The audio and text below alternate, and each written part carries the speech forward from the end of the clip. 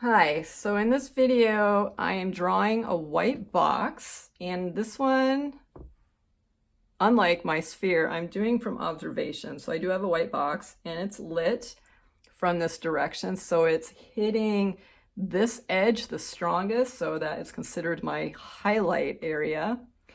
And the next lightest area will be right in here, right at the top, because it's closest to the light.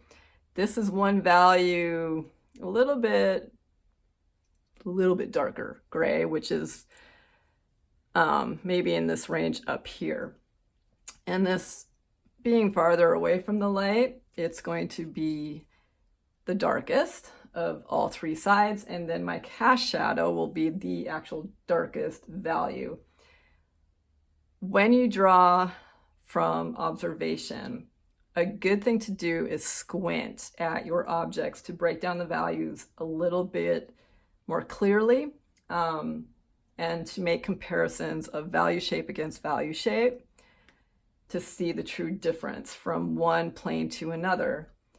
If you're drawing just out of your imagination, just using the rules of light, the 6 levels, you have a highlight, light, shadow, core shadow, reflective light, and your cast shadow.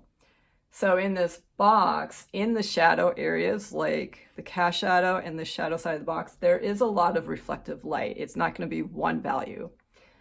So light bounces around, especially when you're using white on white, which is what I'm doing.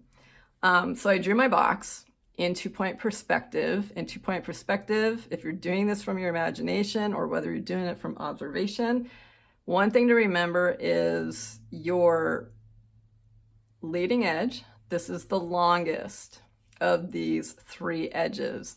These sitting flat on a ground plane will be straight up and down, straight verticals. And basically this is the back of my table, so perpendicular to that. And then your sides would converge to vanishing points.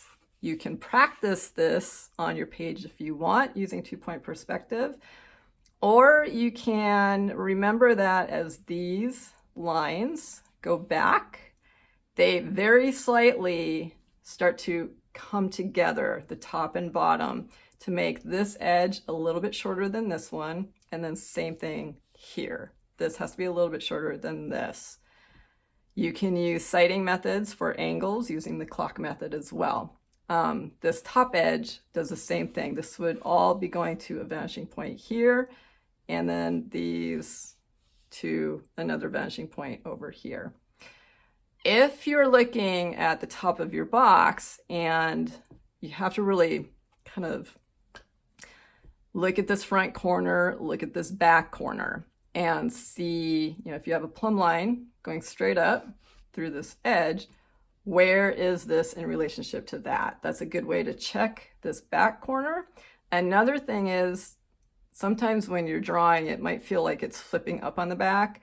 Really look at your drawing, look at what you're drawing, and ask yourself, is it doing that? And an easy way to check it is these lines should feel close to parallel. If they're not, then this might be popping up too much.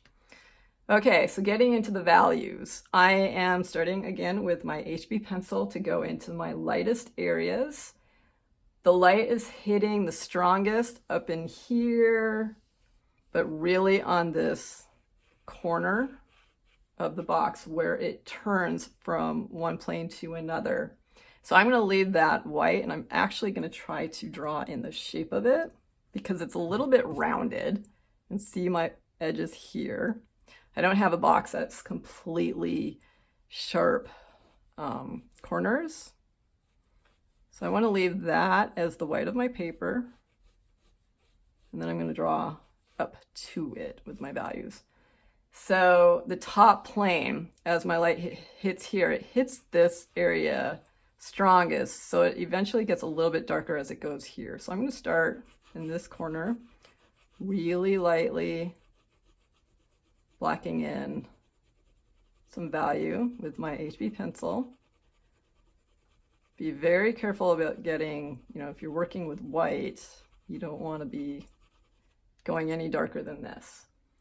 coming down to this side, especially if I squint at my box, is a whole shade darker than here. So I can start to block that in.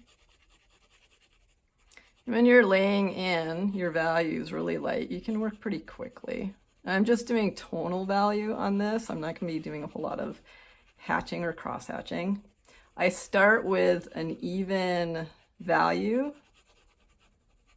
And then one thing that I'm noticing and that I talked a little bit about in the sphere video is, since this is a highlight, one rule of light is as a shadow side or something of a little bit darker value approaches that light, it will start to get a little bit darker. It also has a slight dip in it. So it's almost like it goes into shadow. So that's an area where I can go a little bit darker. In there. And then I'm looking at even my edges. I'm not going to have contour line like it is here very much, unless you actually see line. Like down here, I broke out my ruler to clean it up. I do see where the shadow goes underneath. There is a little bit darker line. That might be a tiny bit thicker here than compared to here. And then same thing here. There is a line, so I can draw that for the box. Even here goes a little bit darker, kind of edge work there. And then the light shifts. So going back to here, there is a tiny bit of reflective light that I'm seeing down in here, and this side is closer to my light source than this side. So this, go a little bit darker there, is gonna be a little bit darker. Not much. It's very subtle as it comes down to here. Very, very, very subtle. Okay, so this does the same thing. It has a little bit of a rounded edge. That's why I left it as a soft line. The value, I'm going to work that value right up to it. And if I squint at it, my reflective light is hitting here. So this is a light area. And then as it's approaching these lighter sides, it will get gradually darker as it goes out to the other sides. So in general, it has a, I think I'm still working with my HB. Let's see how far this thing can go. Just working with continuous tone using the side of my pencil. So when you are observing different objects that are either rectilinear in shape or curvilinear, like your sphere, really look at how light, travels across the surface. In this, we're looking side to side, but each side has its own little nuances. It's not one value all the way through. So this is good for my reflective light. I need to break out let's go to the 2B, go a little bit darker. So closest to the light source, but kind of flipping to the other side. I'm going to go darker here and into this corner. So as it approaches this edge, it's getting slightly darker. It's not a big jump, it's just a little bit.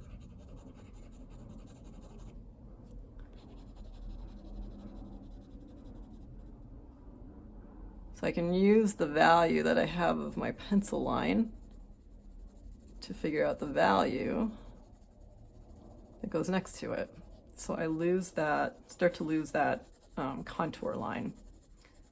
It is, remember, is value shape against value shape. I'm not doing a contour line and then trying to do value, then you still see the contour line. It's not what we're doing. I may need to get my 4B pencil out.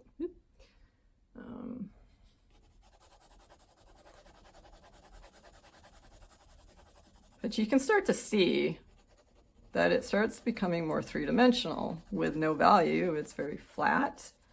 You can use contour line and different line thickness to bring out value in a line drawing, but it's effective, but when you're working with full value, you have to lose that contour line. Okay, I'm going to use my 4B. I'm going to go a little bit darker. Remembering it's a white box, so there is going to be a glow to it. And not get too dark. If you have your value scales and you are using a white box, I picked up a box at Michael's. It was like $2.99 with a 20% off coupon. And I lit it, so cheap enough. I would suggest using a box and working from observation that way, but like I was saying, if you're drawing other objects in with these basic geometric shapes within it, these are just good things to remember, that on any given side, there is a shift from a lighter value to a little bit darker. There is, within the shadow side, there's light, there's reflective light within it. As shadow approaches light, like as right before it turns its corner, it will get a little tiny bit darker, and this will do the same thing. So one thing you can do is, if it's not showing that highlight edge, you can use a kneaded eraser and pull it out just a little bit.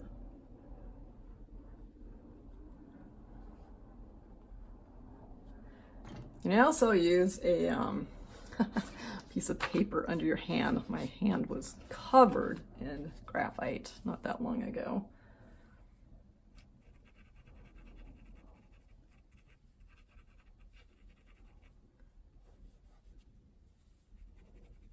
On your light sides, you don't want to be using a 4B. I'm using a 4B and it's way too dark. So go back to your HB or your 2B pencils if you're going to work in that area. I want this to be my highlight, so I look next to the highlight on my box and I see that as it approaches that, it's a little bit darker on that top part. And then I still have a little bit of a highlight edge there. So those are the small shapes of value that you want to pull out.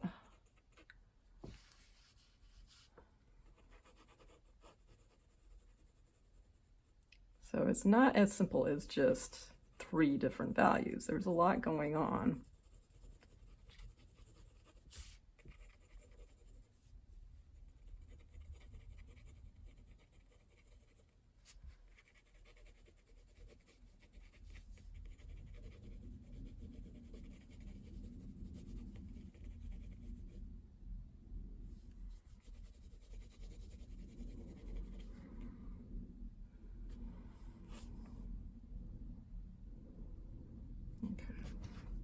All right, so this is really light and it's just not, it looks lighter in my box because it's really a white object. So I'm gonna have to push some of my values to give the illusion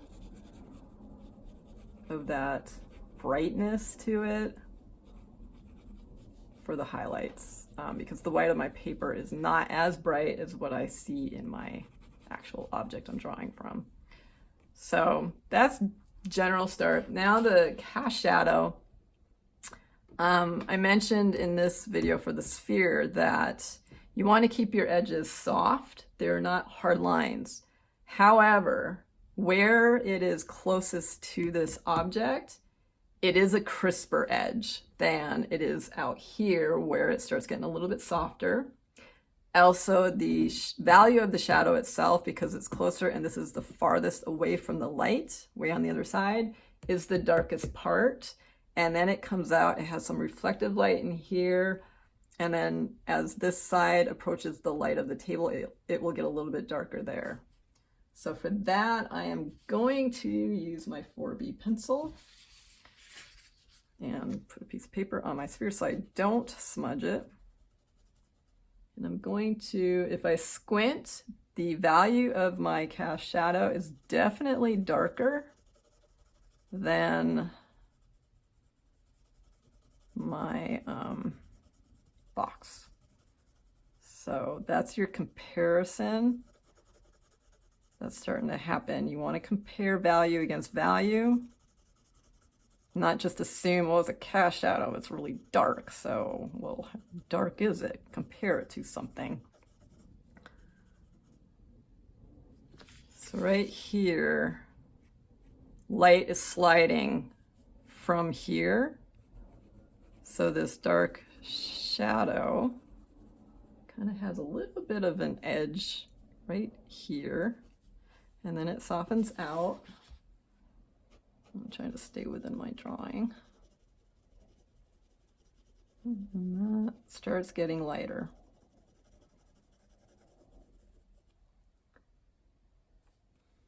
Same rule though, as it gets to the outer edge, it will get a little bit darker than in the middle. There's a little bit of light in here. And then I'm going to come over here and I'm going to do the same thing. And then start getting a touch lighter as I go in. The value in here is about the same as what I'm seeing up in here. So it's maybe a little bit lighter than the box actually. In that area, there's like little fluctuations, but there is a line that I see in my box. So I can use that to pull that edge out a little bit. So really look at the different value shifts in your cast shadow to see, you know, that beautiful light in it. Still just working with continuous tone, not getting all crazy with hatching and cross hatching. Okay, there's light that's coming through here, so that's going to go a little bit lighter. And I'm going in different directions, and that's fine. And then again, as it comes out here, a little bit darker. As it approaches that edge, bring it into some light in the middle.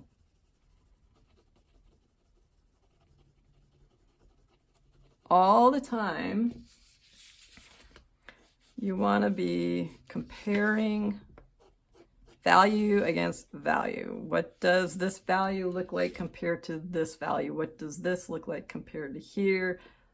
What is this compared to, you know, what's this compared to that? So bounce around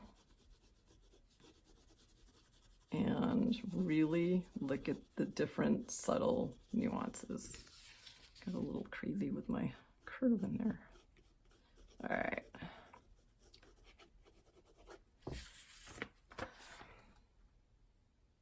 The values in here really line up or match up with the values that I have in my box. There's not much of a difference. So at this point, you can go through, make subtle little changes in your drawing, clean things up, get more precise along your edges with smaller value shapes that you see. And same thing as in the sphere, I'm not just doing this, but I'm doing the environment. So if I look at the ground plane here, the top of the table compared to this is lighter. It has a glow in this area that's really light. And then it starts getting a little bit darker. So it's doing the same thing it did up here. So I'm gonna go back to my HB because it is very light and start blocking in a little bit of value, getting a little bit darker as I come out. And then this edge, a tiny bit darker as it approaches that edge because it's going to hit light here. But it still has a little bit of value to it that matches up to this. Remember, I'm doing white on white. My table is a little bit more off-white because of the warmth of my light. Same thing as over here. The background in comparison to where the light is hitting strongest in here is gonna be darker. Especially as it approaches it. And this is going to help pop the light on the box.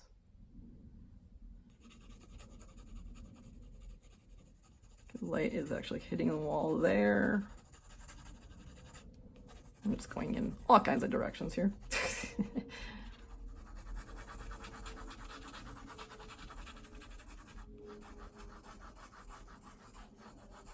And it is shifting kind of a little bit lighter as it goes through, but it is definitely a little bit darker than my top of my box.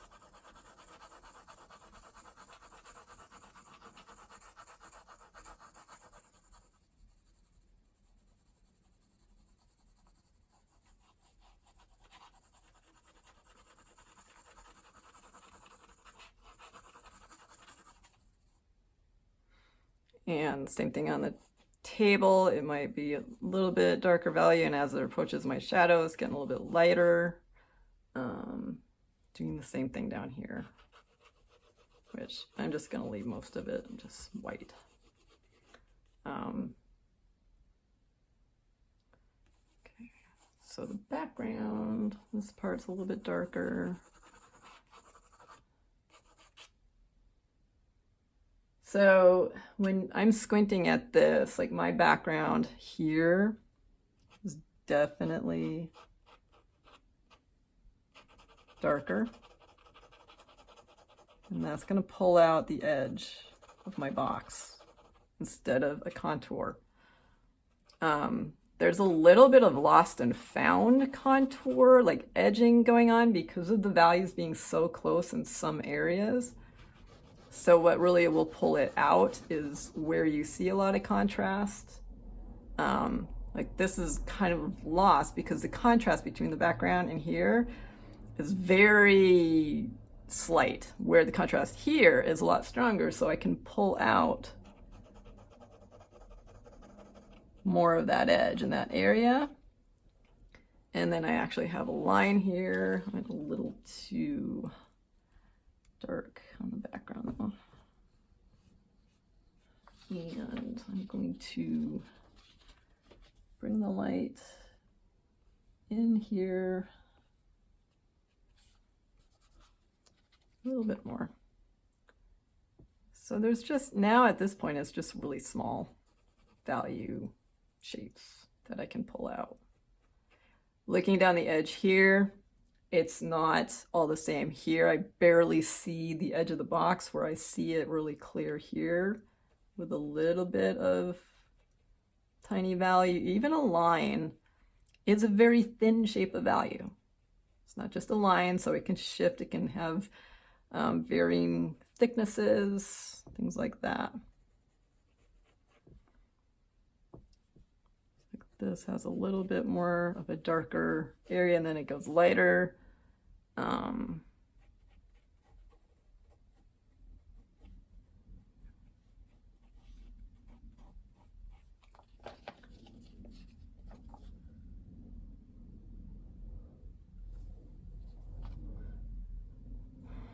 Over here, I have slightly darker line, and then little tiny details here and there. My cast shadow is a tricky one because the line where the box meets the table is darker, so I feel like I need to brighten up right there just to show that. So just use your kneaded eraser to pull out some of that so you can see where that is.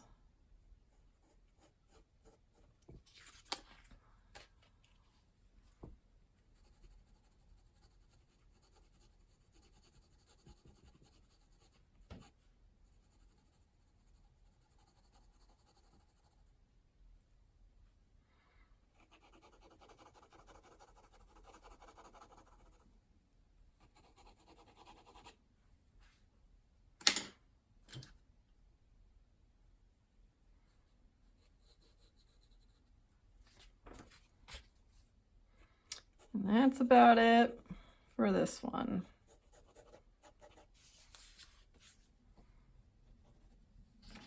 So look at relationships, value relationships from all your sides within it and next to your environment, all the shapes around that, your cast shadow against the different planes of your box. And you can work pretty quick. Use the side of your pencil to block it in. If you want to get more precise with detail, then you would obviously use the point. And definitely start out with your lighter pencils. So I started with an HB, which is the hardest lead I'm going to use. And then I moved up to a 2B and then a 4B. And for this, I didn't even break out my 6B. This is my range. The higher the number on the B series, the softer the lead, so it gets a little bit darker. That way, I can just really lightly skim the edge or skim the surface of my paper. I don't have to dig into it to get my values darker.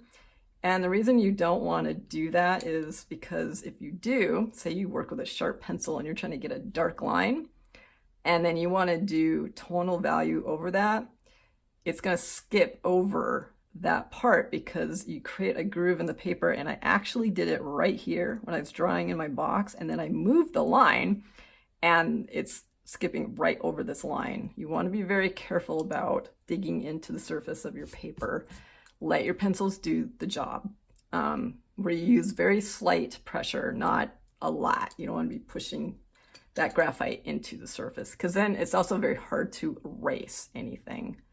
From this point, I could, then after that, I'm just, sit back, look at your drawing, see what you have. Especially if you're doing detail and you don't want to smudge anything, put a piece of paper down, make little adjustments, bring out little details, things like that. And then you have it. And that's it. And you can apply these two same ideas when you draw anything, because everything in nature is either made up of curves or straights, flat, planes, or rounded. And light works the same way. It has highlights, it has light, it has midtones going into shadow, it has core shadow. So on the box, the core shadow would actually be these areas where it's darkest. The farthest reaches away from light, just like the sphere, where this is the core shadow, it's the darkest part. And reflective light that you see kind of in the middle, because light is bouncing all over, and your cast shadow, which also has a lot of light within it, so really pay attention to that. And it's in relationship to its surroundings. What are the surroundings doing? And that's it. Have fun and good luck.